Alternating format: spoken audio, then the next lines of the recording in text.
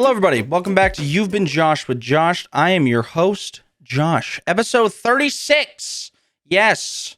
Today we are not sponsored by Depends, the only adult diaper that you can depend on. Beautiful name, beautiful beautiful branding. Perfect for any type of situation, hot or cold. Grab your Depends and strap them on. Let me preface again. We are not sponsored by Depends, but they are the best diapers, adult diapers that you can buy. Today, we are joined by our guest, our bi-weekly guest that we always have on. Very excited for this week, as always. We are joined by the one and only NiickW. Yes, wow. Welcome in. Hello. Oh my gosh. You know how much I love Depends. I am not being paid by them depend on whatsoever. Depends? I do depend on Depends. Good. I'm glad. Oh my gosh, they're great. I'm so happy. Dude, thank you so much again for coming on. I was very excited to have you on. I have a list in my my Discord. I have one of those private channels that are only I can use, and I just write shit down, and I have a podcast one, and I have a list of people that I'm going down through, and so you were next up on the list, and I was like, fuck yes. I was so excited. Go. Huge. huge poggers moment. I'm so excited. I've kind of talked about how excited I am, but like I don't know. I've never done a podcast. The closest thing I've ever done to a podcast is being on Doug's trucking thing, and that was like that was fun. A big bit anyway. So it was like kind of a podcast, but not really. Oh yeah, it's like it's a show. It's a show, Yeah. It's one of those things. But to everyone who is listening, if you're in the past, if you're in the future, if you're listening to this tomorrow, not tomorrow, technically it'll be a couple days from now. I thank you for coming back and listening. This will be a little bit different compared to previous episodes. We're trying some new things. We're having a little more structure. If you listen to the last episode with Sindrag, we were trying stuff out, and now we have a little bit of a plan. You'll have some improv. We have some questions. We have a little getting to know you section, things that you guys have been talking about, and now we're implementing. So I'm very excited.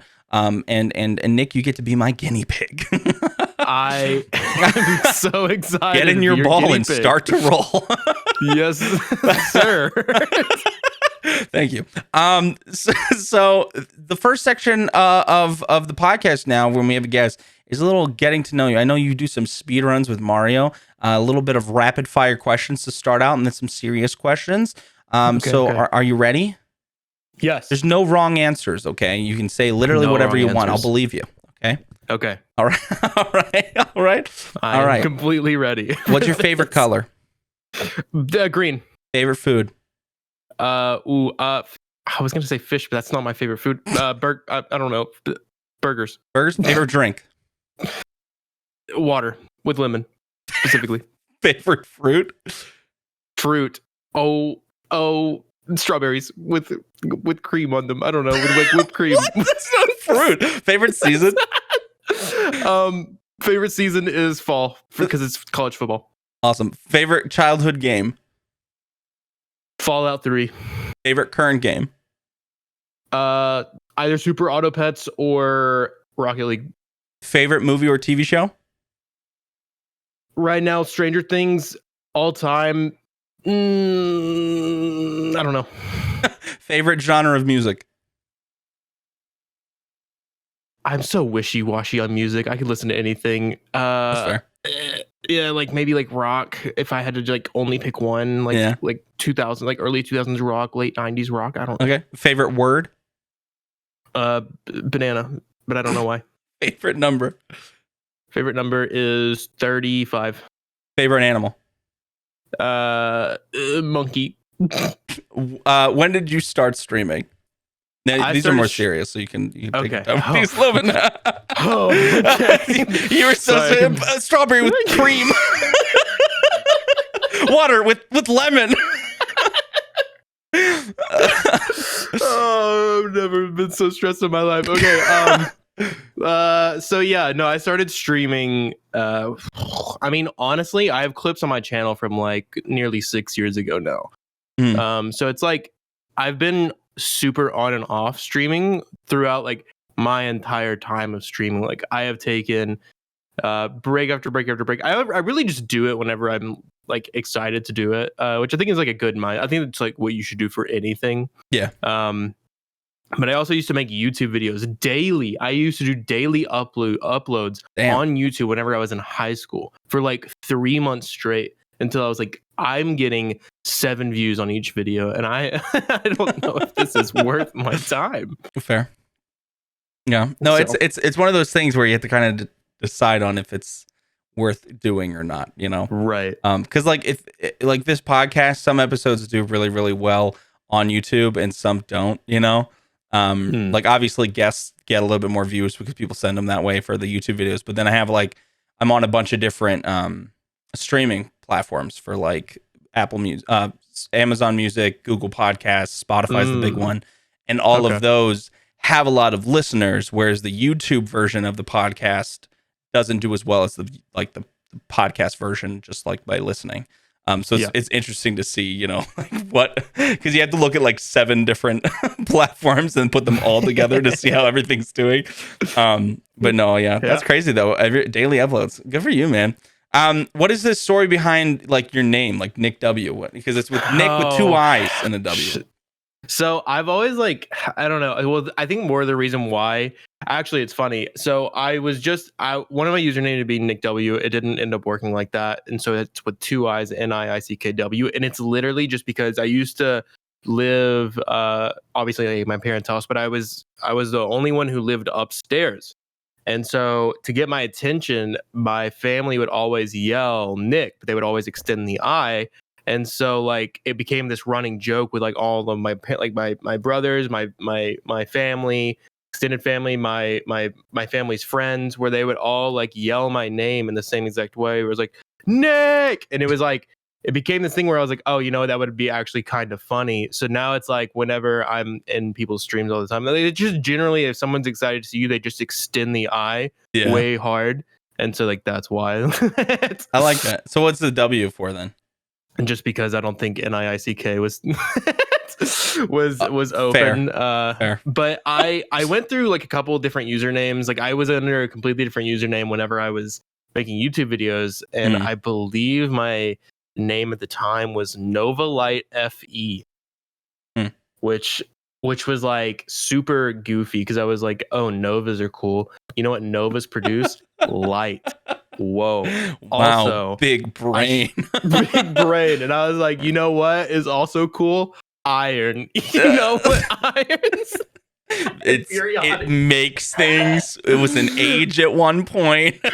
Wow. It was like my like system for coming up with usernames is the stupidest like dude, logical process. Hey, that's better than mine. When I had like my whole experience with like games and stuff, my first like console was a friend's console that I had a guest account on, and it was on an Xbox, and my username was Elflord3000 because all I played was Skyrim. Damn. I was like, yeah, dude, Wood Elf all the way. Are you kidding me? It's just because that's what I was playing. That dude enters my lobby, I'm like sweating bullets. Elflord3000. Oh God, it's him. Oh my God. No, that's funny. It's always interesting to hear how people come up with their names, you know. What's your favorite part about streaming from your time streaming? Because I know you're on a break right now, but like since, especially because now you're such an avid viewer, you've been an avid viewer of a lot of people, and over time, I mean, you said your oldest clips were 6 years, so you've been on Twitch for a long time. What's your favorite thing about streaming? But what's your favorite thing about being a viewer as well? Like, what's your favorite thing about Twitch? So I think my favorite thing whenever I'm like content creating is I typically really like to put a lot of effort into one project for like very little reason. Like there was literally no point for me to ever try to make a Christmas album whatsoever, but I spent like a month trying to get that thing out, and it was like for no reason other than just I thought it would be funny for me to say that I've made a Christmas album. Yeah. Or like the chess tournament. I had a chess tournament with a bunch of different people, and it was like hell trying to get everybody to schedule with everybody for that thing. And it was just like, because you had to, it was like a 4-day long thing, and it was like 4 hours long, and it was like a best of 3 thing. And I even got like one of the announcers I'm sure you remember this, but one of the announcers was like close to being a GM himself, but he was like a lower average viewer guy on Twitch. But I got him to come on.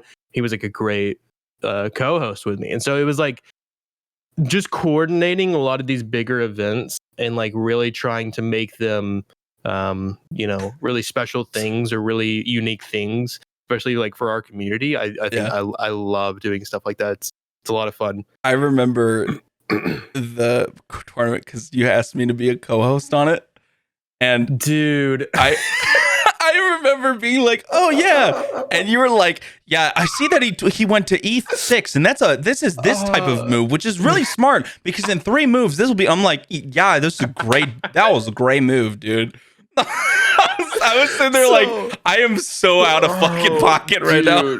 I think you know the story of why I ended up asking you, but essentially what happened was me and Dugnut were talking, and we were like, he was like, "Oh, you know who knows a lot about chess is Josh," and I didn't understand. Well, so I didn't understand that he wasn't talking about you; he was talking about a different Josh.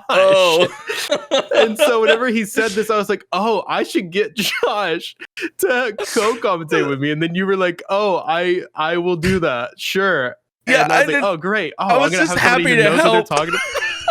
I was straight up just like happy to help you, and then you got in there, and I was like, "This is way more advanced than I thought this was gonna be."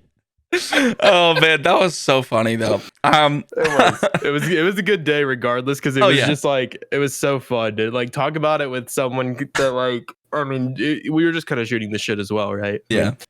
It was a lot of fun. I enjoyed that whole thing. So yeah, I think like that's generally the thing that I really like about creating on Twitch. But as being a viewer, I like the same thing. I like just being able to go on and see that somebody's kind of worked on something really hard and they're like putting it into effect and stuff like that. But I also really enjoy speed running. I think we kind of talked about that in the beginning, right? Like, yeah. I enjoy the hell out of speed running. I think like speed running and just these big moments. I think I just enjoy really big moments, and speed running really kind of feeds into that. Is that there's going to be this big moment if they PB or world record or whatever, and so the whole chat pops off. They get excited. It's like this big event. It's crazy. I want to talk to you about that sort of thing in a second, but I want to finish the questions here before we go into deep conversation. Here are the other ones. Are you a hot sauce guy? You know, I don't seek out hot sauce, like especially whenever I like cook or like just like eat, but I definitely have like a spicy palate for sure. So like what's normally the hottest you would go? You like jalapenos? You like throwing jalapenos and stuff, sriracha? Yeah, why not? You know, I worked at an arcade. They had we had like nachos. They had a bowl of jalapenos. I just put them on a plate and just go at them, you know? Yeah. That's fair. Whatnot. I worked at Buffalo Wild Wings. Would always get like hotter sauces whenever I worked there. I definitely can handle it. I enjoy it.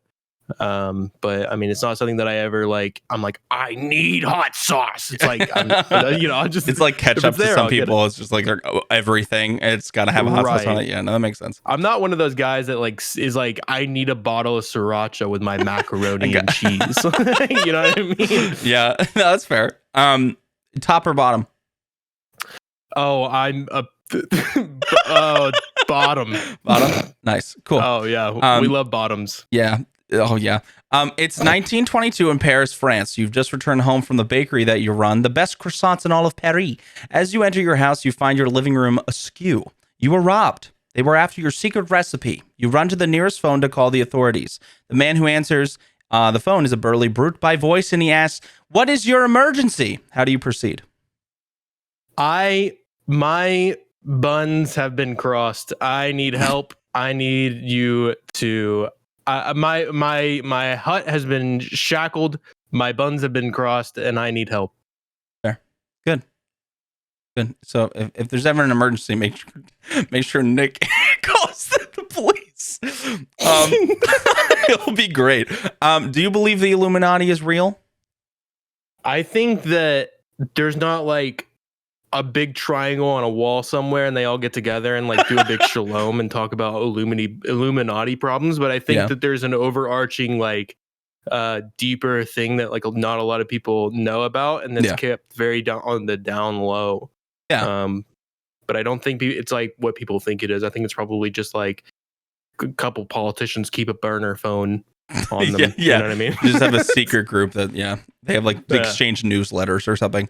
Did you read the new weekly newsletter? Yeah, it was great.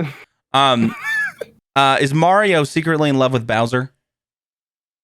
No shot. No, he's all for that peach poon. Gotcha. The Loch Ness Monster, thoughts? Loch Ness Monster is probably real, but not in the real that people think that it is. It's probably just like a big fucking like eel that popped out of the water one day, and they were like, "Oh shit!" And then they like drew the bottom out. It's like it's like icebergs. It's like you see the iceberg, and it's like, "Oh shit, what's under that bad boy?" And it could be like a mile underneath, or it could be like 2 feet. Yeah. No, it's probably the 2 feet. No, that makes sense.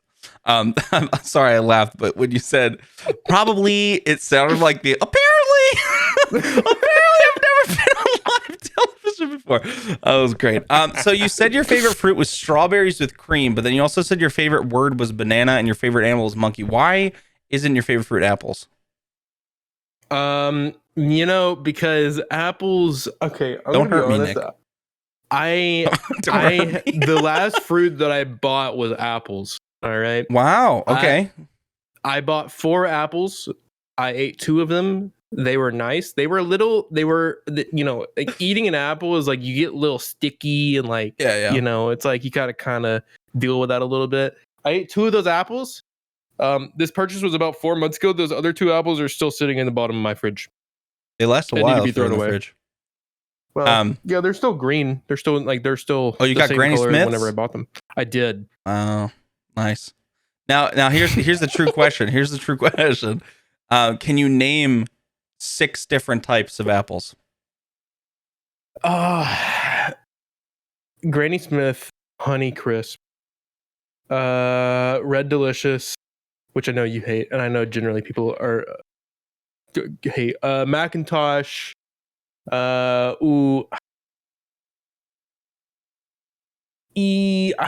think that may be it. One's a genre of music. Don't do this to me because you probably I know that it is, but I know I'm gonna like say something stupid like that, like country, 80s alternative. Indie punk rock. What is it? It's jazz. Oh, really? Yeah, there's an apple called Jazz Apples. It's a great TikTok of someone pointing at a thing of apples, and he points at the word and says jazz. He's like, ba ba da ba da. And then it just cuts off. But got 4. You got 4. Actually, that's not bad. Most people are just like, oh, I like the red ones. Oh. Just, the heathens. No, I'm just kidding. But the only reason that I feel like I know more than like 2 different kinds is because I had to have you on for my game show, Experts versus Chat. Yeah, and I had to research apples. And let me explain to everybody who didn't watch this event. I had people on who were technically like the experts things. So I had like the Dugnut on for like movies. I had Female Sparrow on for I think Disney related stuff, and one of them was that I had you on for apples, and I never in my life thought someone would go like 20 for 20 on this, but Josh went 20 for 20 on his apple facts, and I was blown away because I didn't. Everybody in chat was in shambles. Everybody had like negative points. Josh over here had like 100,000 points for whatever. It was so ridiculous. But you just knew your apples. Yeah, I take it very seriously. And you were worried. You were worried. Yeah, going into because it. I didn't like, know. I know how you are, and I figured you had researched some stuff. So I was expecting you to pull some wild card out of your ass, like from 1966 to 1954. Well, that's back in time, but you get my picture. Like, this apple was produced the most out of all apple types. And I'd have been like, I wasn't fucking gonna know. go crazy. I wasn't gonna like pop off over here. No. I just know a lot of facts, man. Well, the thing is, like, I love apples a lot, and it's kind of like a meme, and I play into it because it's like the branding and whatnot. But also, like, with owning the juice bar that I had, there was like a lot of like health related things that I had to like research and make sure that I had like nutritional facts and whatnot. So in turn, I know a lot about those types of things. And then I just, because of everything and knowing so much, and then having like the channel point redemption where it's like Apple fact, I've just learned so much over the almost 2 years that I've been streaming and doing that channel point redemption, you know? So it just kind of happened, but now I just kind of I play into it a lot because it's funny. I mean, I would take it, you know, if I ever was like, if somebody was like, you know, I just really need to figure out this thing about apples, I would know exactly. Like, there's not many things where somebody would be like, I need to know like about this. I'd be like, maybe my friend. No, for you, it's like if somebody asked me about apples or like they need to know something, I without hesitation would throw them your way. Easy. Thank you. I take that as a compliment, honestly. It should be. So that ends the getting to know you speed run.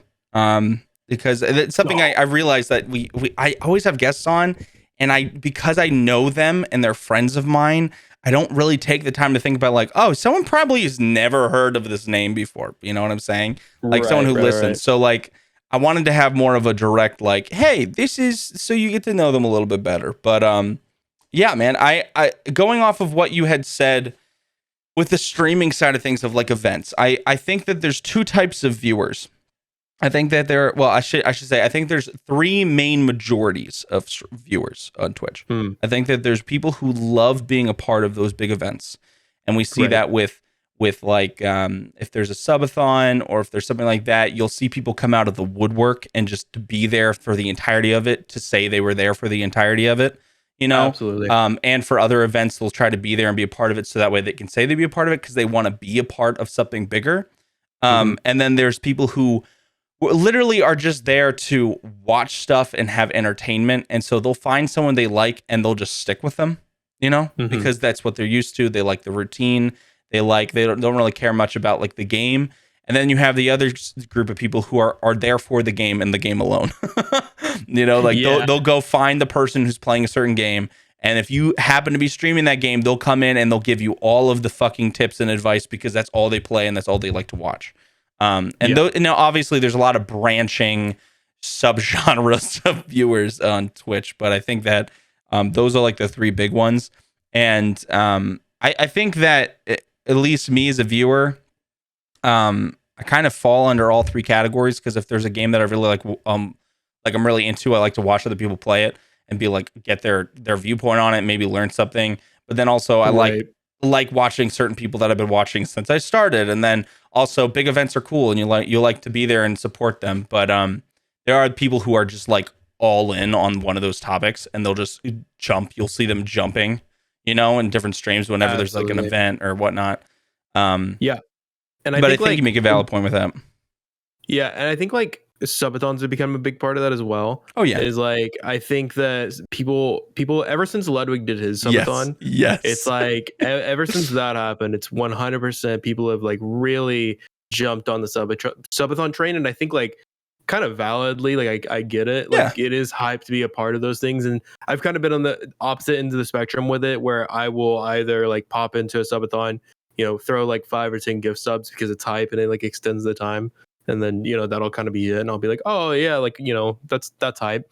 But like for some of them, and even like Ludwig subathon, like I feel like I was like super involved with that. Like I involved with that in the terms of like I was there for most of it. And even like, I don't know, do you know this? I like made a song for Ludwig. That's actually one of the first things I learned about you when we met. Yeah. There was a song that I would like.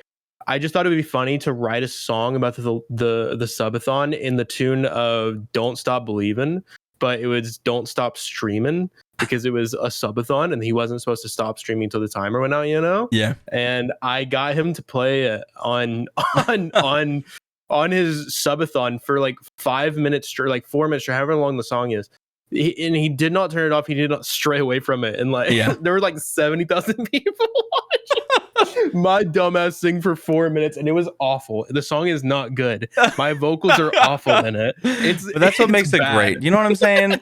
Those things, are so good. And it's to anyone who doesn't know what we're talking about, the Ludwig is a streamer who was on Twitch. Now he moves to YouTube because they got a contract with them. But he did a subathon. It was last year during the spring. I think so. I think it was like during like maybe like March or April. Yeah, that's what I thought. He did a subathon where it was uncapped. So like every certain amount of bits or gifted subs would add time to the timer, and it was only like, what was it? One gifted sub did like a second.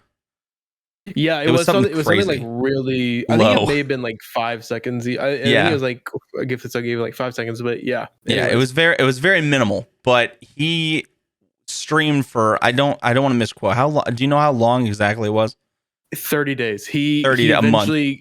Yeah, he eventually was like, we just have to stop it. Yeah, like he was probably fucking tired, dude. That's what I was thinking. No, but he streamed for like a really fucking long time, and it was like a big deal. And like I remember like the ending. I was there for the end when he finished it, and like it was one of those things where it was cool to see something like that end, but it was like, this is how I view it, and this is what I kind of wanted to talk about was when people have those events, and it's something that's so long and so hype and so big, it's hard not to plateau and then go down from there, because of the fact that like now people expect, when's the next big thing, big thing, or they've just watched so much that now they need a break themselves. And as for the streamer side of it, like after something so big like that, you need a break, you know. And it's tiring, and especially with, like you were saying, with projects. If you have a cool idea and you put so much effort into it, and it's one stream and then it's done, what's the next thing?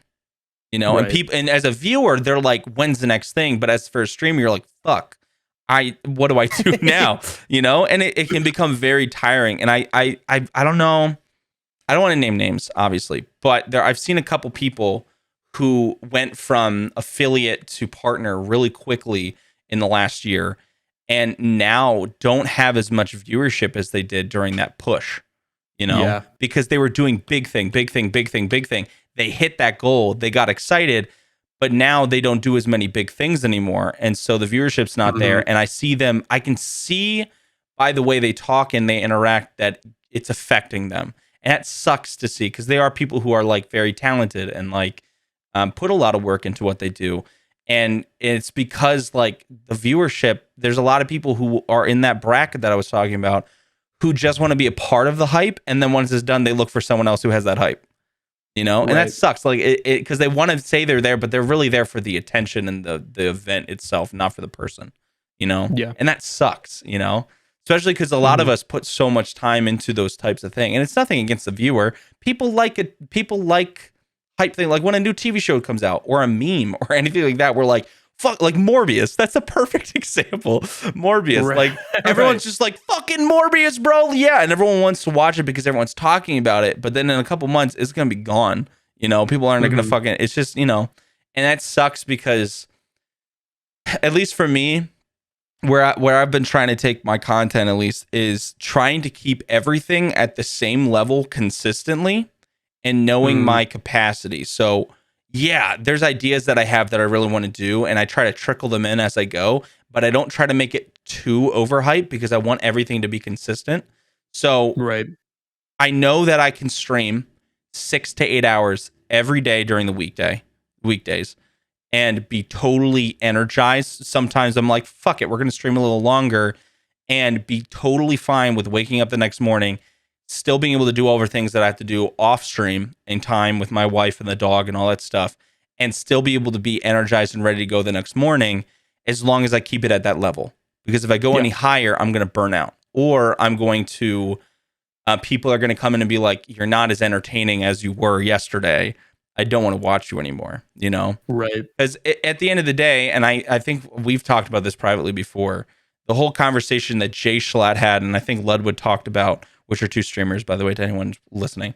They had that conversation about how Jay Schlatt said, I want people to view me as a television show. If you lose interest in what the story is or the plot and you don't find it entertaining anymore, to find a different show, And it's not supposed to be like, get the fuck out. It's just like, I want you to be entertained. And if you're not entertained, then no harm, no foul, like that, I want people to be entertained. And that's what people come to Twitch for, or YouTube or stuff. They want something to have up to entertain them while they're going through their day-to-day life, And people get that in different formats. People are very different. Like, I'm very different from you, even though you and I think, share a lot of the same viewpoints on things. I think that you and I are very different people in the way that we work, Like, you have a lot of these crazy ideas that you fucking go for all in. Whereas for me, there's things that I hyper fixate on, like trophy hunting, I like right now I'm really fucking into Wizards 101 and I'm playing the shit out of that game. Like, there's things that I hyper fixate on, and then once I get that, like, that's gone, I need to move on to something else. Otherwise I get very tired. And so my content in the games that I play, I try to keep varied, so that way when that time comes where it's not even a burnout, it's just like I'm bored of that game, I can switch without anybody being like, wait, what the fuck? So that's why I try to split things up, because you don't want to fall into that category of, oh, you play this game and this game only, Right. Well, one of my biggest inspirations, I guess, as a content creator, and this isn't even a Twitch person, really, not at all. But like, kind of at the same degree, where it's like, you don't want to, go, and then be like, oh, well, now I can relax because now I've hit this goal, and I can like pull back. It's almost like being a content creator. You have to kind of, right, like you said, like, you have to keep it consistent, but especially if you want to be like, if you want to continue to kind of grow in this kind of parabolic way, like, you don't ever need to get worse. Like, you don't ever need to, your content doesn't ever need to deteriorate. Your content doesn't ever need to, right, like, over time. And so, like, one of my biggest inspirations for content, like, honestly, so it's Markiplier. And the reason why I really appreciate the things that he puts out is because in the beginning it was like the gameplay stuff, all that sort of stuff. But as time went on, he realized that he could kind of keep doing these bigger projects and, making called like Date with Markiplier, which is a choose your own adventure, but it's a very like centered thing. I think they spent like $5,000 on it total. And then, with him doing, I don't know if you remember something called Unis Honest. Where he basically, the premise of Unis Honest was that it was Markiplier and one of his friends, Ethan Nestor, Crank Gameplays. They made this year-long channel. It was this big event, but they deleted it all after. It was a really cool thing to see. But continuing on, like, making these bigger events and even up until recently, where he's made YouTube originals. And like In Space with Markiplier is the most recent one, but he takes time for himself. But ultimately, as time goes on, the content only gets better. His skill set only gets better, and it is working in this way that he's remaining consistent, but the content is getting better. He's not so much like putting way more stress on himself. Like, back in the day, it was daily uploads every single day, all the time. Now it's like, I don't do as much of that, but I'm still going to put my effort somewhere else. I need to maintain that same level of effort, but the actual the production and the thing that you get as a viewer gets better over time. And I think that's what's important. And that's why I really like him as a content creator. No, I think it's a very valid point. And I think that a lot of people worry about trying new things as well, because they are afraid, especially like when I first started streaming was back in 2020. Like, I was at the same time that a lot of people started during COVID, and people were like riding the Animal Crossing train.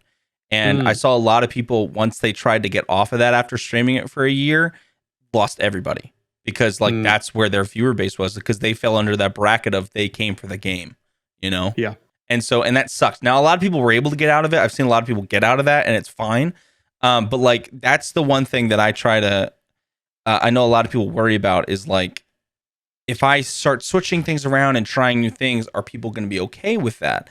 And you like for me, I never really did much just chatting stuff. Like, I didn't want to go into that because I was afraid that I was afraid that because I have a very controversial opinions on things, nothing like serious at all. I'm just mean like, Right. I'm more my viewpoint on Hot like takes. hot takes are normally not talked about much, and I didn't want anybody to be like get heated and then have that whole problem. So I didn't really want to talk about certain things. And then it was partially like I now that I've tried it, I know I had nothing to worry about because a lot of people share my opinions. I just didn't realize that. But Right. and they're not really that hot of takes either. I was just really self-conscious basically. But when the Amber Heard versus Johnny Depp, the Johnny Depp versus Amber Heard case was around, I was very invested in it. But I'm not like, I wasn't one to be like, fuck them, fuck her, like blah blah blah blah. I just Right. I was invested in the case given the context of the case. And so too. I wanted to watch, and I was watching it, but now with my new schedule, the live stream started an hour into my stream. So I was just like, fuck. And so I messaged everybody in the Discord, and I was just like, hey, you know what? I'm really invested in this. I want to watch it. We're going to set it up in a really respectful way. I don't want there to be like shit talking. I just want to watch it and we can discuss in an open space, and we're going to watch it. And so we watched it, and we watched it for like a week and a half, and it was great. Like we had really good conversations. No one was disrespectful. I only had to ban one person, and I didn't have to time out anybody else. That was crazy. It was just one person who came in because of the context and said something just for attention, you know? But everyone else who came in were just like, thank you for doing this in like a really respectful way and not just being like a bitch about it. And like, it was just one of those things where it was just, I really wanted to do it. And I knew it was nothing like my other content at all, but I wanted to try it. And I met a lot of cool people from it. And it was like a really eye-opening experience for me. And now I'm just kind of doing whatever. Like I have a lot of like just chatting content now because I'm a little more comfortable with it. But I think I needed to jump that hurdle, you know?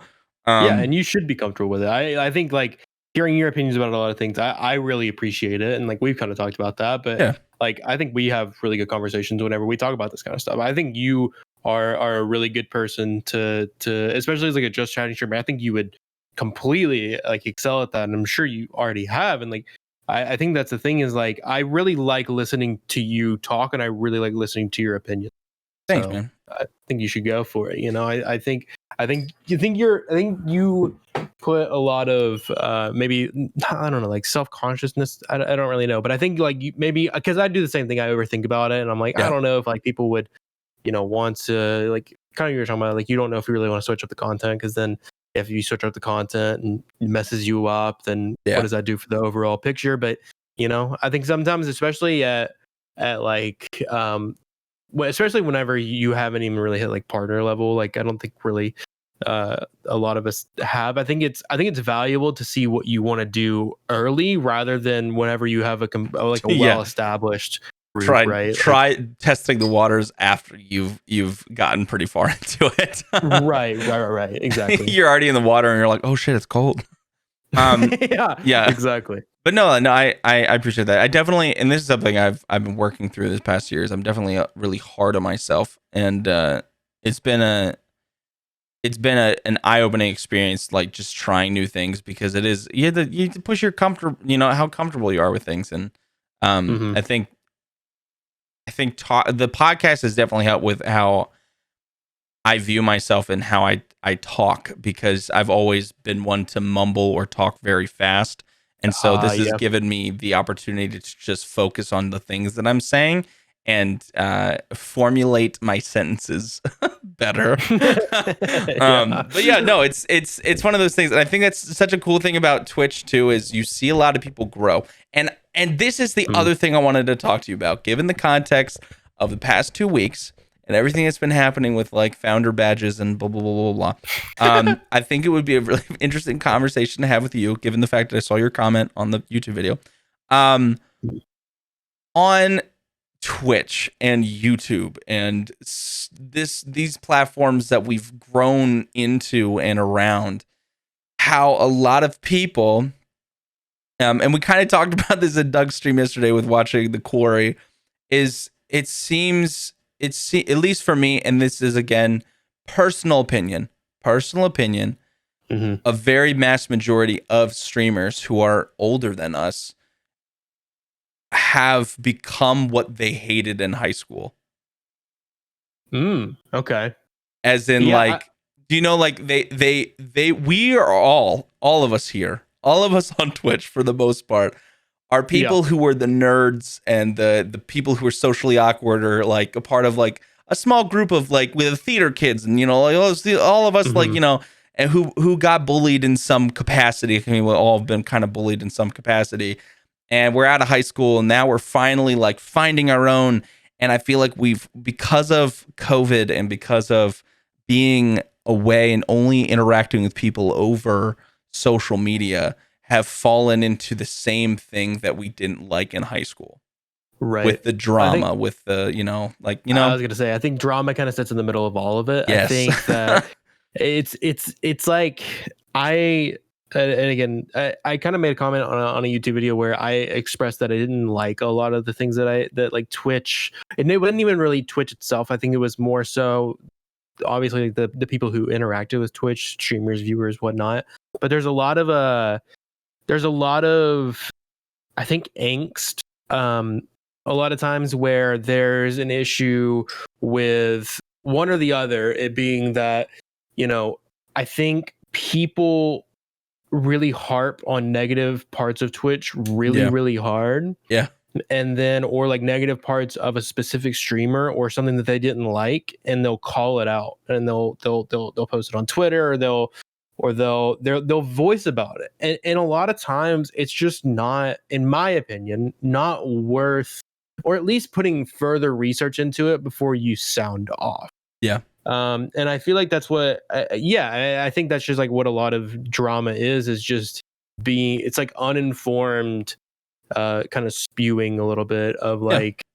like, you know, you assume something to be true, or someone said something about someone else, or someone did whatever, and a lot of times, unfortunately, people kind of assume the worst. I don't know if you saw it recently. There was a tweet that someone put out. I'm not going to say who put it out, but um, essentially they said, "Oh, like Twitch is now restricting who watches me because they're not sending alerts to people who put their who are people who haven't watched me in 90 days. If you don't know, if you haven't watched somebody in 90 days on Twitch, it will stop sending them go live notifications. If you don't interact with their stream at all, if you don't click on a single go live notifications, if you don't click on a single clip, if you don't watch any VODs, if you do not interact with a streamer in any sort of way for 90 days straight, and they have streamed over 15 times, because people sometimes only stream like once or twice a month, so it's a little bit different for them.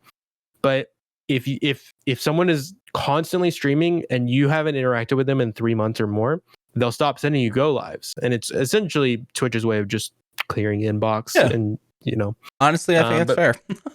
and that's what I think. But the problem is that someone just kind of threw up on Twitter like, oh, someone didn't watch a few streams, and now all of a sudden they don't ever know when I'm going live. What the heck, Twitch? And there was no, and this person, again, I'm not going to say who it was, but they're a partner Twitch streamer. They're verified on Twitter. They're essentially creating a lot of craziness or a lot of uproar over a non-existent problem, because this problem also, or I say problem, this feature on Twitch has also existed for almost 5 years now. Yeah. And so it's kind of this thing where, you know, it's not anything new. Unfortunately, someone just, it almost seemed like a gut reaction without any sort of context, and it just led to a lot of smaller streamers saying, "Oh, well, this is why I'm not getting any viewers now." It's like, Yeah. I don't know.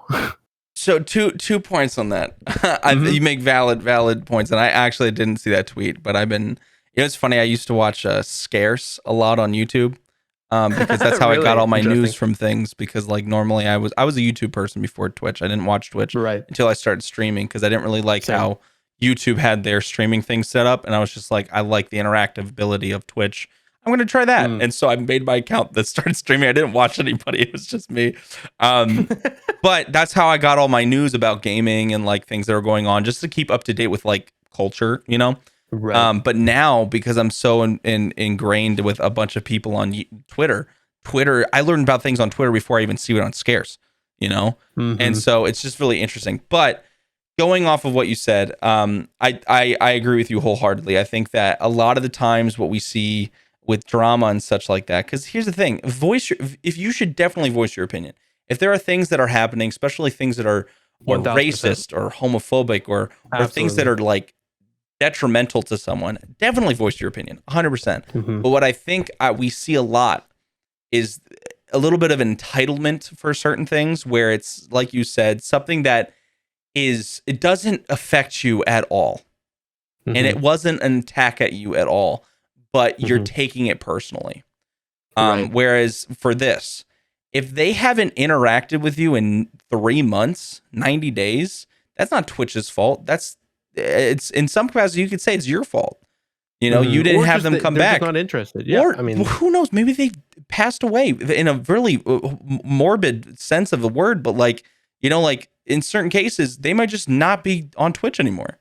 You know, mhm, that's Twitch's way of clearing inboxes. And personally, for me, with the amount of people that I follow on Twitch and I like go and interact with, like there are certain exactly. people that I just fallen off, or I haven't seen them go live in a really long time, or blah blah blah. And that also might be the way it is, but like I follow, if there's someone who raids me, I try to return the raid whenever I can. Now Right. sometimes they don't go live ever again, or sometimes something happens or whatnot, but um I don't do a follow for follow. It's just like if someone raids me, I want to go check them out and see what they're up, because they're normally someone new, and I'm like, hey, I want to get to know you a little bit more, because that is how you make connections on Twitch. That's like basically the only way you can make connections on Twitch Mhm. besides recommended. But what's funny about recommended? This is what we call a derail moment on Ben Josh show. This is where I just go off on 3 different topics at once. Um, I find it funny that in recommended, it's normally because you have some sort of mutual. Oh yeah, It's for sure. not because they're new, like through someone, and then someone. It's normally them, which is, it's not really discoverability, but it is discoverability. The more people that you interact with, the more people who Right. are going to find you. That's just how it is. But anyway, I think that's the problem, is a lot of people just take that personally. And now going off of the other thing you said that I want to touch on is the affiliates. Is I see a lot of affiliates getting mad about numbers and people quitting Twitch to go to YouTube because they think it's going to be better. It's and Right. most of the time it's harder on YouTube, in my opinion, and not to Mhm. mention a lack of integrations on YouTube. Like their chat Mhm. function sucks. Oh Mhm. my god! Like I have a couple of friends who moved to YouTube, and I go and watch them, but like just the lack of channel point redemptions, Mhm. like that does so much, and like it's just so interesting to see. But I see a lot of affiliates blaming Twitch for stuff that they could help themselves. Right. I And I think agree. that's a And huge problem, is like people don't take accountability for certain things. They just want to mhm. blame the higher power.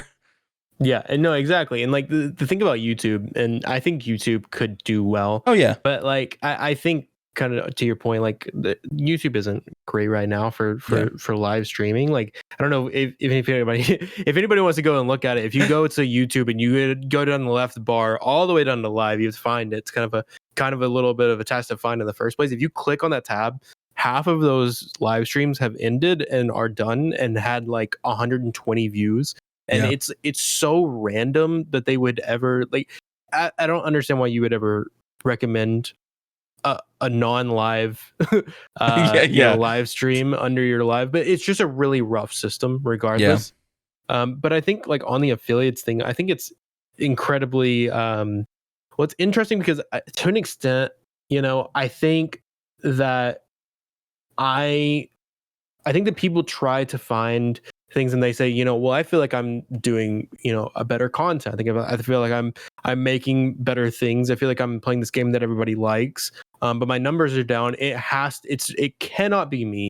It has to be Twitch and or Yeah. like the bigger power. And I don't think that's like, obviously other people have been successful in Twitch. Other people have risen, other people have, and it's not because they're playing the newest game. It's not because they're, putting more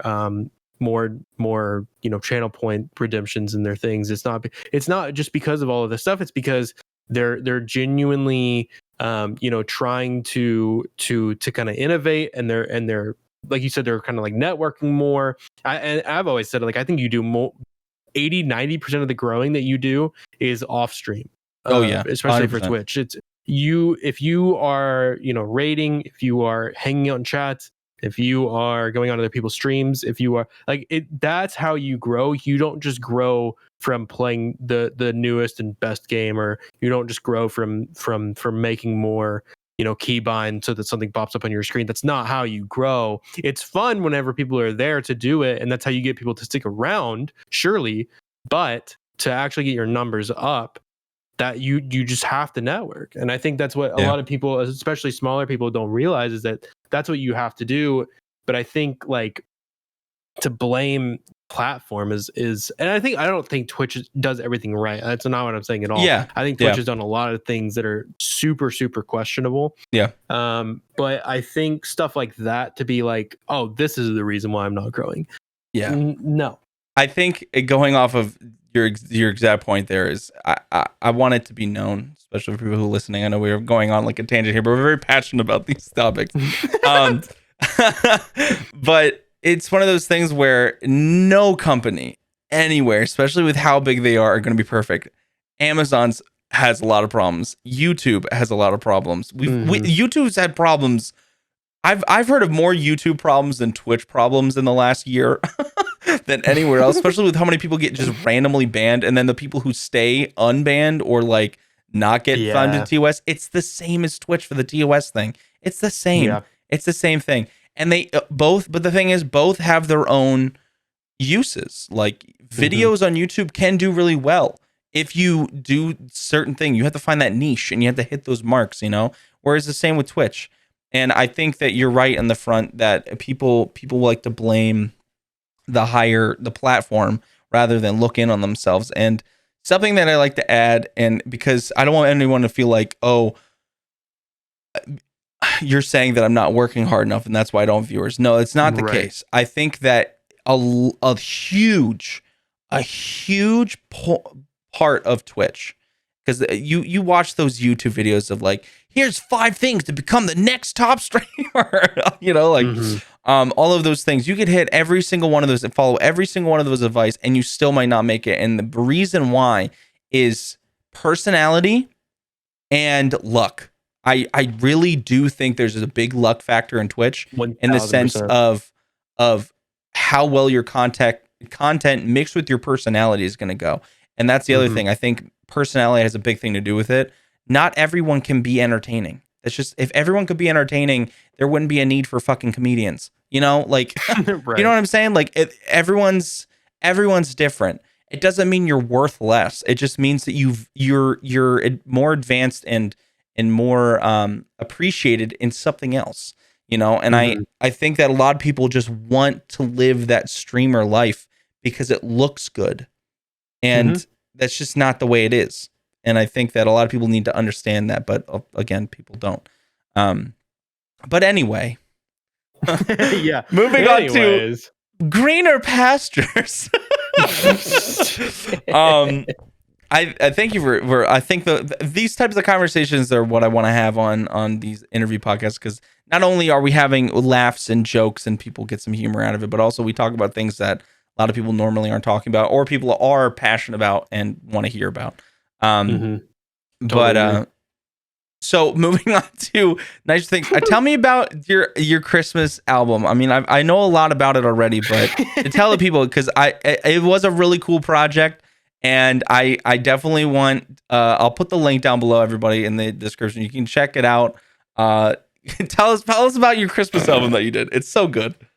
Yeah, if anybody's going on a beach trip like in June or July, just play that bad boy while you're sitting out on the beach. I think it'll hit really Christmas well with everybody out there. Especially my voice being on there. No, I mean, listen, Christmas is only 6 months away. That's exactly. Hype. That's hype. I'm excited I want to see if that, because I've always heard like people who put out like different like Christmas albums or stuff like that, like Christmas songs, that like you'll see it over the years. It'll just fluctuate and like, at the end of October and into like, you know what I'm saying? So, who knows? I could very well not see that, but no, it was again, like I was saying, like I just made a Christmas album because I thought it would just be like funny. to say that I made a Christmas album. Yeah. And like I just thought it would be really goofy. And the amount of support that I got from the people who are kind of a part of the community, like I think I had like 40 comments on that video on the Christmas album, because people were just very like open arms and like, oh, I loved it. I thought it was great. Yeah. I'm so glad you did this, stuff like that. And I even put, I think I put in the description, like, I'm not a great singer. Like, don't, like, I know Honestly, that I'm dude, not. you and Doug surprised me. You guys actually had some good fucking pipes. Not gonna lie. It was like decent, but I mean, it definitely could have been better. I think if you listen to it, the first song's like, oh fuck, this is really good. Second song's like, oh yeah, this is also pretty good. The third song's like, oh, I think Mama okay, Kissing sure, Santa pop Claus. off. I think that one was. I can't remember which one it was. I don't want to misquote, because like you said, two. the first two, I was like, holy fucking shit! Like, this is really good. And I think it's because you're a baritone.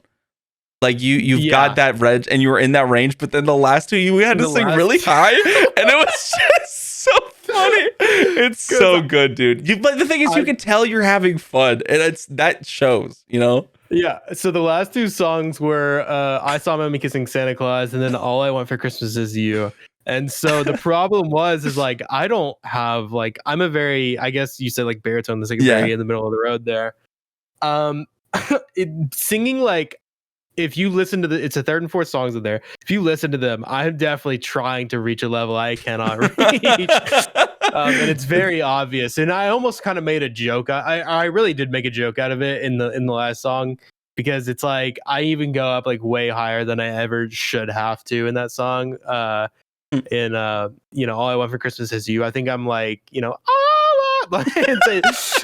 like way up there, like unnecessarily, but I think that's what was just so fun about it, and I really enjoyed making it. And I even had like one of my little brother's friends makes music as well, and he was like, dude, I just listened to it, and he was like, it's like, it's such a fun album because you just sound like, and it just sounds like you had fun with it, and I did, like you said, I just had a lot of fun making it. Like and it's funny because like I live with my grandfather, and like it's just me and him in this house, but like I would be singing those at like 11 o'clock at night, just like really just hitting it. And I would like wake up the next morning and go in there, and he'd be like, man, you were really singing. I didn't realize he could hear me. Thank you. And so it was just like, I appreciate it.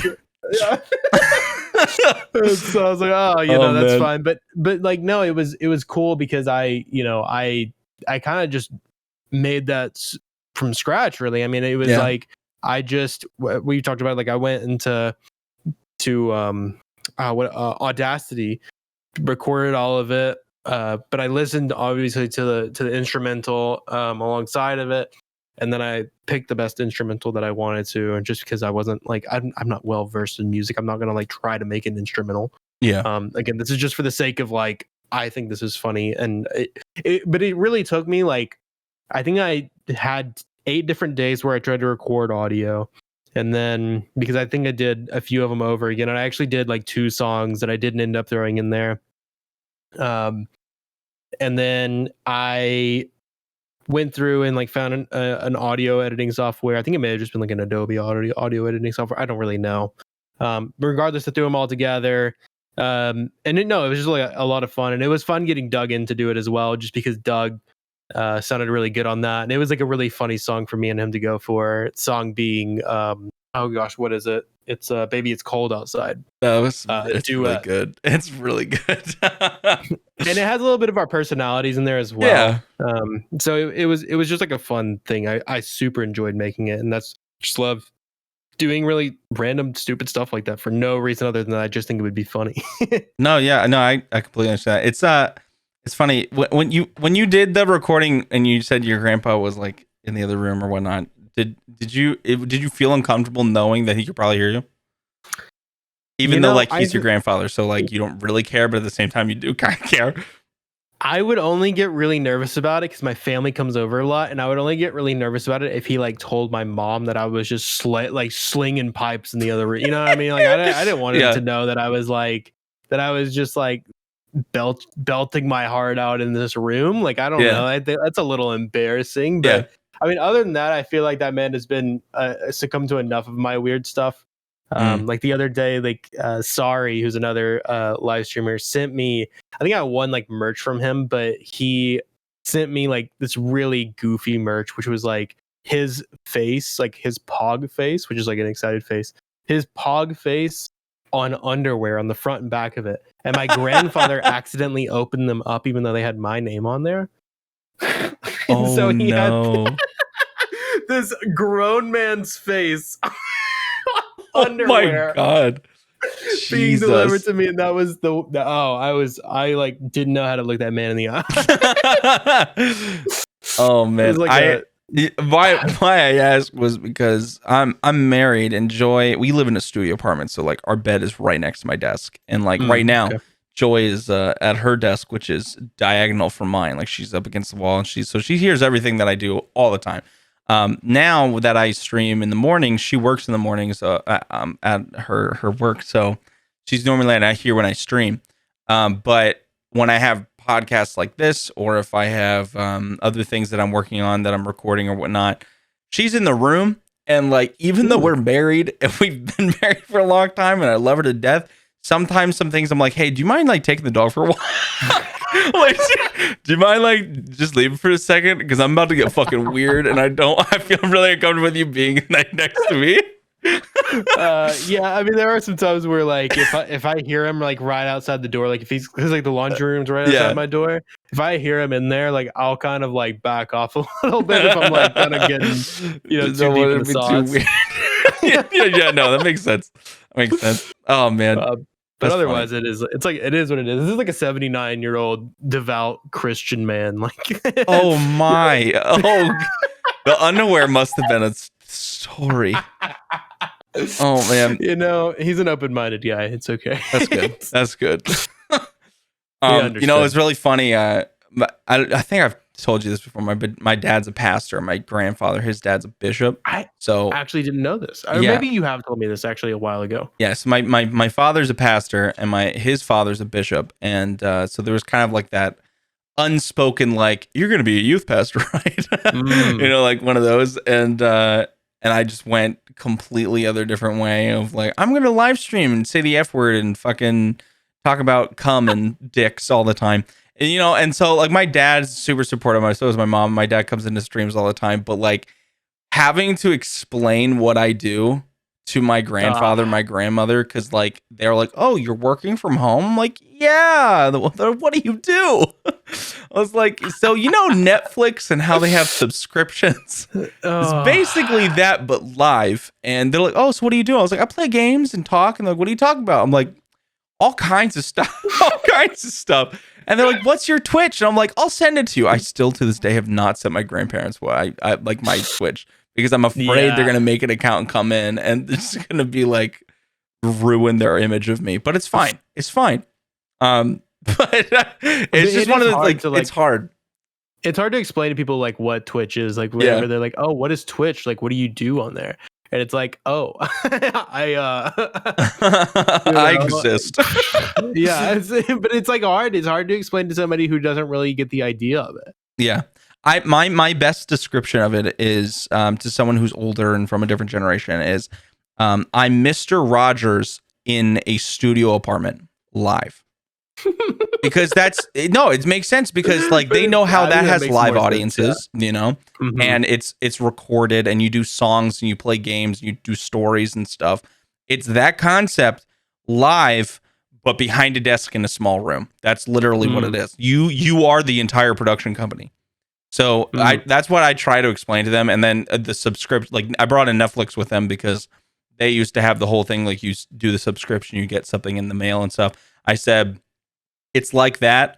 You pay a monthly thing, you get emotes and stuff, ways to interact, and you get to watch. And that's like you're the viewer and stuff. And so it made sense to them over time, but I try to think about like the best way to describe it because it is weird. It is very fucking weird. Yeah. No, I mean, I agree. I think what's so interesting about it, like I've tried to explain it to family. Like I feel like I always have I don't know. It's always hard. It's always so hard to explain it to family. I don't know. Yeah. But that's a good description of it. I always thought about it too. Kind of speaking about like church in general, or like pastoring or whatnot. I always thought about that in the sense of Twitch, where like I really actually liked going to church because not necessarily because of like, I was like, oh, like, I don't know. It wasn't so much the religious part of it as it was like I felt like church generally taught decent life lessons, or like I thought about things in different ways and stuff like Yeah. that. And I always thought about like a Twitch version of that, where it was just like not religious based, but just like somewhere where people could kind of like get together, and there would be someone who kind of talked about like different ways Life and instead of stuff. using Yeah. instead of like using like the word of God in order to convey those messages, just conveying those messages in general, and almost like a motivational speaker type of way, Yeah. but just like where everybody would get together in like a Twitch chat and kind of like be listening to this regardless. And I just feel Yeah. like that would be a fun. I've always thought about that concept, and like I don't know how I would execute it super well, because I don't think I would be super good at doing that. But I've always thought that would be a really interesting concept. It's like life coaches. Kind of, yeah. Yeah, But where like a because a big lot of the life coach. times, especially now, like they do a lot of like coaching over Zoom, and so it'd be Yeah. kind of like in that same vein of, we're live 3 days a week, and you can come watch, and we talk about life, and we have a different topic every week, and you can ask questions about things that you might have. That's a cool concept. I mean, like that's basically what we do already, just with games and other things thrown in, because. At least for me, I've been, at least as of recently, I've been more open about things and talking about things. So people just randomly ask questions, and then we get into deep conversations about like, what are your thoughts on like pineapple on pizza? That's just a random thought, but Right. those types of things. And it's I mean you can make a valid point. I mean, because the podcast is very different from Twitch. Personally, for me, I grew up very Christian, and like I was a Lutheran based, Okay. which is basically pissed off Catholics. That's what we call ourselves. But now that I'm older, I'm agnostic. Like I'm not atheist. I'm open to the idea of things, and I like learning about different religions because I think that is very interesting. But personally, for me, I don't believe in, like, I need to have facts for me to be like, yes, like, but for me personally, I don't have any problems with any of them, as long as they're not being detrimental to anybody. As long as you're finding value in it, that's good. Like if you think, if you have a backbone, if going to church is like something that supports you, and like you find comfort and reassurance there, that's great. Like I think you should keep going. But if it's not for you, then no harm, no foul. I just have a problem when people are like throwing it down someone's throat, and that's on my end too. If there's another agnostic or an atheist being like, "Yeah, you're dumb. You go to church, you're a fucking dumbass." Like then it's like, okay, bro, like relax. Right. I think I'm almost in the middle of like an agnostic Christian kind of thing, because I think the big thing is like, I don't think that anybody has it figured out. There's no way. There's too many religions. There's too much like going on, that I don't think that anybody could ever really know like what's happening. But I think it's like one of those things where like I can feel like there are certain aspects of it that like I feel like someone's looking over me and someone's got my back on, and I feel like I can have a conversation and I feel like some people feel like they can, some people feel like they can't, but I think like a lot of, there are like ideologies that like every religion has that I don't really agree with, like in general. But I think like, again, I don't think anybody has it figured out. And I think as long as you can kind of just like ground yourself and like know what you believe in and stuff like that. And if you believe in any specific religion, or if you follow any religion, I don't think that's wrong. But I think you're right in saying that, like, I think if you're like, oh, well, I don't think that's true, or I think you should just let people kind of go where they're going. And that's the same vein as what we were talking about with Twitch stuff, is if it's not affecting you at all, why does it matter? Right. Exactly. That's for every point. It's like, I respect you to the point of, even though I don't agree with something on some form, and this is just, I say you, but I mean anybody. If I don't agree with you on something, I can respect you enough to be like, I'm happy that's what you believe. It's not what I agree with, but I'm not gonna fucking shame you or judge you for that. Like, Mhm. it doesn't affect me at all, unless you are coming at me trying to change my opinion. It doesn't affect me. So why does it matter? And also, I think it brings up good conversations like the one we're having now. Is Mhm. learning and talking about things. You'll learn something. All you can do is get more knowledge about said subject. So Right. what's the harm? And I also think it's valuable just to have an open mind in general. Like, I Oh, think just like 100%. having an open mind about like, somebody's like really passionate about something and they're like, this is what I think about it, and like kind of talk about it with me. Like me and Doug have done that a few times where I will say like a specific thing, or he'll say a specific thing, and I'm like, why do you think that? Or he'll say, why do you think that? And we'll have that kind of conversation. But like the good thing is like we'll be very open and we'll talk about it, and in either of our opinions can change about it. But if one of us just like, I just don't agree, then that's the end of That's it, it. Yeah. and that's okay. That's And so how I don't every think it's conversation should go. right. And that's the thing is like I think that regardless, if you feel that something is important to you and you want to express it out there, I 100% I think you should be able to. Yeah. And as the listener, I would hope that you have an open mind, and I 100% appreciate if you do. But if I'm telling you my opinion and you have an open mind about it, and your opinion doesn't change despite me talking about it to you, as me talking about it to you, I should not get upset and continue on Yep. and try to keep pushing it, because at that Exactly. point it's just becomes worthless to it to an extent. It becomes Nagging. pushy. Just yeah, exactly. Yeah. And so it's I think as long as there's an open mind, and as long as there's that kind of back and forth respect to it, I think that those conversations are extremely valuable. 100%. I agree with you. So man, we talked about some heavy stuff today. I loved it. Well, I love it. I love it. So at I do the too, honestly. this is good. That's the thing. I love these kind of conversations, and I appreciate you for having that view of mind of, hey, have it every conversation you go into it knowing you're not going to change their mind, and that's okay. Then you can just have an open conversation and hash out like different viewpoints and theories and ways you look at life, and that's cool. I think that's important. I think a lot of people would probably benefit more in life if that was the case for everybody, but alas, here we are. Anyway, let it be known though, if there's a viewpoint that you have that hurts somebody else or hurts yourself, that is the only time that I will strongly disagree with you. I think that's the only time that I am like closed-minded on that stuff. Like, if you validate your reasonings of why you hurt people or hurt yourself, that's I can't get behind that. Whereas if it doesn't affect you or other people, why does it matter? It's interesting, Anyway, Yeah. That being said, this is a new section of the podcast that I'm very much looking forward to. Again, there's no right or wrong way of doing this, Nick, so no pressure at all. But this is the sponsored section of the podcast. We do not have any fucking sponsors, and that is okay. And thus the reason we're making our own. So this is a point where I'm going to give you an item that you have to give to me and sell me on through advert style. Okay. Okay.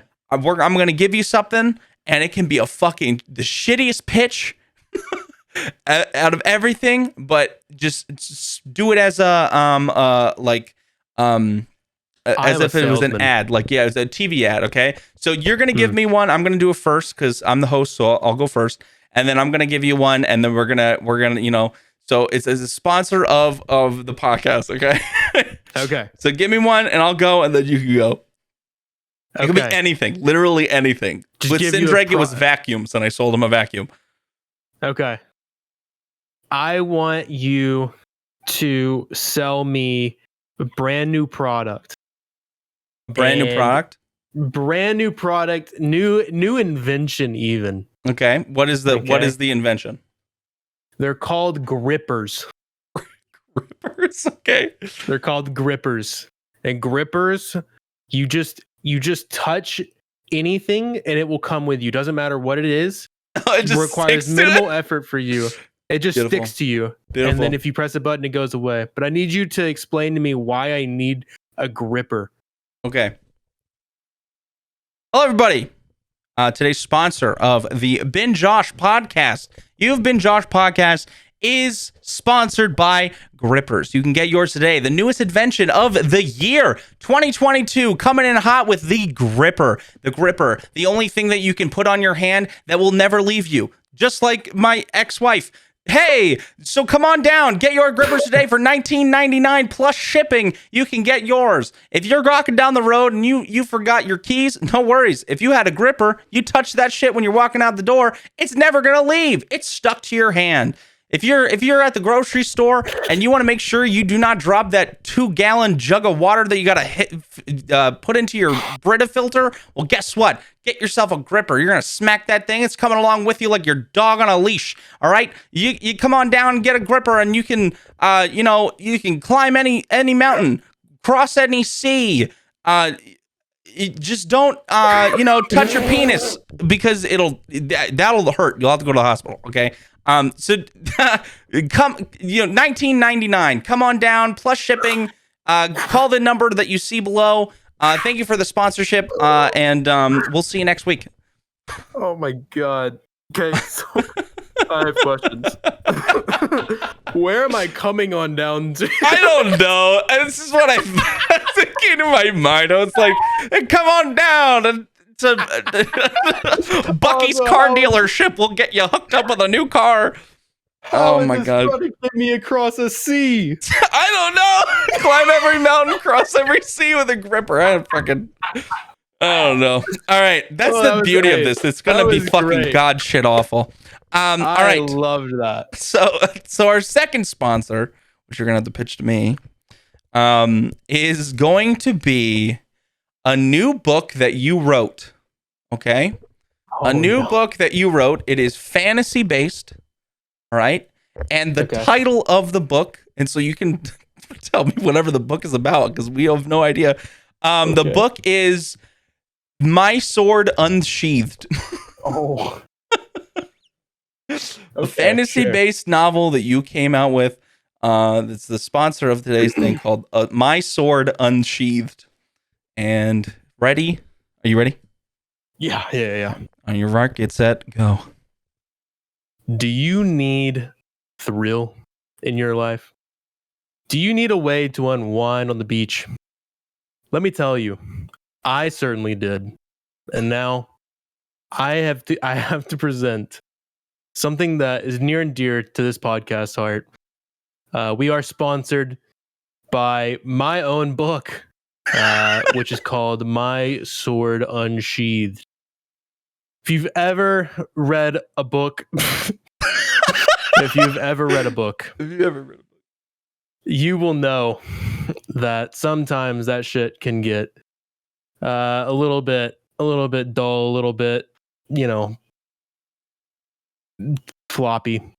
And that's not the way with this book. This book is made in Shanghai and with only the best material. But one great thing about this book are the contents within. The contents within will tell you all about my life story of how my sword became unsheathed. Now, what does that mean? Well, dear listener, you will have to find out. But let me tell you, as a little sneak peek, it has nothing to do with any sort of extremities on or around you, because you will not get to see anything. This is a book. It is not a picture book. Unfortunately, you would like for it to be a picture book. However, it is not. But if you use code COCK at checkout, you will get 5% off. Thank you to our sponsor, myself. Well done. Yes. Oh my god. You know what's so funny is you went like 3 different ways with it. Because I was like, oh, it's a sci-fi book, and you're like, it's an autobiography. It's about me, and I was like, I forgot about it being a sci-fi book. and then you're like, if you want to, it's not about any kind of extremities on you. Oh, dude, that was so good. Thank you. I'm so bad with. No, dude, it was beautiful. It was so funny. Are you looking for thrill in your life? So was I. That's why I wrote this book. I love it. I love it so much. Adverts are so funny. They're so funny to me. And I thought this would be a nice addition to the podcast, is us just making our own.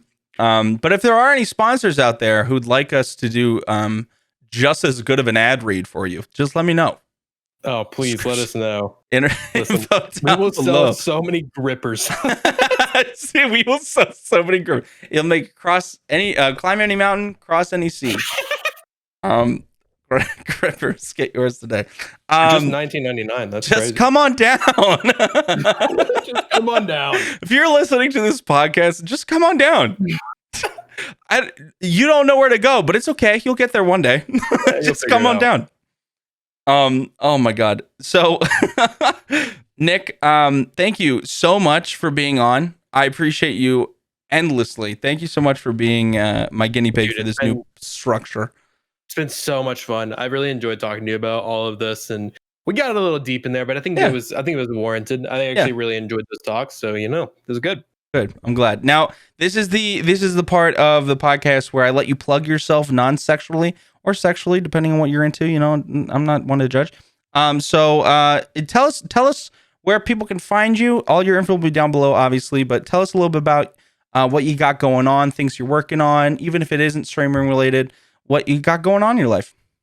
Oh, if we're really trying to unsheath the sword here, I don't really, kind of like we were talking about. I'm on a break with Twitch, so if you really want to go on my Twitch, it's twitch.tv/NiickW. I think I'll be doing more. If I'm doing more soon, it'll actually probably be more related to my piloting stuff. I'm flying now, which is very exciting. Not exact. I'm just getting through my training, but. I'm flying, and so that's kind of been occupying a lot of my time, but I'm excited about it. So that's kind of what I've just been doing. But I think I'm going to try to do a little bit more of that kind of content on Twitch, though. So if you want to see that, just go to Twitch. But other than that, I don't really have much going on Twitter. I mean, Twitter's kind of cesspool, but NiickWTTV. That's pretty much it. I'm not on too many socials. That's fair.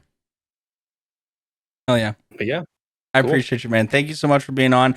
Everybody, just as always, thank you for listening. Even if you're listening from the past, the future, right now in the present, who knows? If you're a time traveler, thank you for taking your time, the time that you have, infinite amount of until you pass away, to listen to the podcast. Wondering who that guy in the channel with us is. He's yeah. Just I don't know who that guy is, but.